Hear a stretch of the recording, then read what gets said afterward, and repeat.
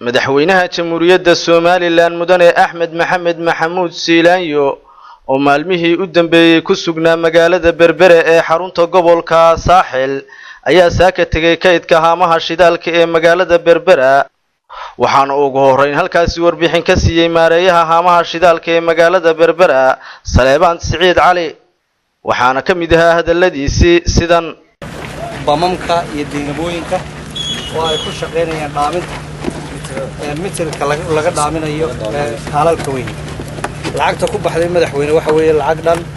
$240,000 ayaa qalabka la soo nasiin wanaag anagoo muddo 3 bilood sugaynay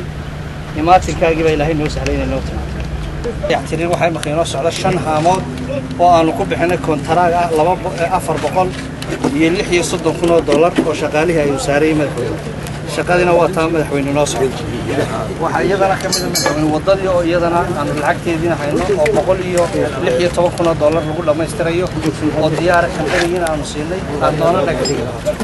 waxa kale oo ka mid ah madaxweyne wax qabadkii inaanu ballaarinay xerada oo aanu ku darnay 400 oo mitir oo dibadda ka oo shaqadina gacantay marka lagu hayo ay soconayso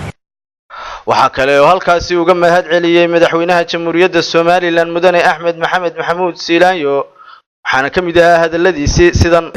aad iyo aad baan ugu hambalyeynaa hawsha fiican qabteen ilaahay wax ka baryaa inuu ku raaxay hawsha ilaahay la qabto aynu kuna guuleysano marka hawsha halka ka sii wada meel fiican waa baranaysaa ilaahay la qabto gabagabadiina waxa uu halkaasi dhagax dhigay madaxweynaha iyo maamulka gobolka Saaxil wada dhex mari doonta haamaha shidaalka ee magaalada Berbera geesta kalena waxa uu madaxweynuhu booqday xerada ciidanka ilaalada xeebaha halkaasi oo kormeeray qalab cusub oo doonyo ah oo ciidanka ilaalada xeebaha loo keenay waxaana ugu horeyn halkaasi ka warbixiyay taliyaha guud ee ciidanka ilaalada xeebaha Soomaaliland haddaba intii aanu ka warbixin taliyo waxa uu madaxweynuhu salaan ka qaatay cutubyo ka tirsan ciidanka ilaalada xeebaha Soomaaliland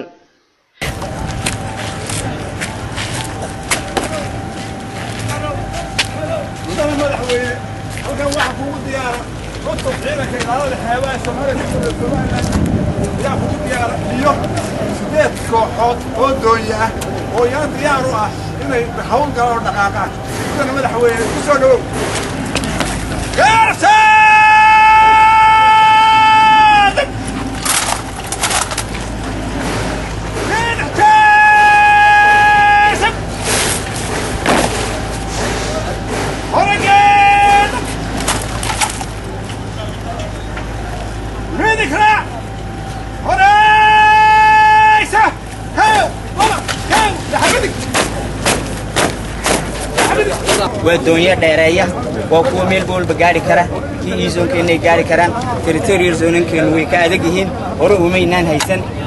وحقبت كدولة ده عصوب يكمديهين ما أنتم بين عيدا بدأنا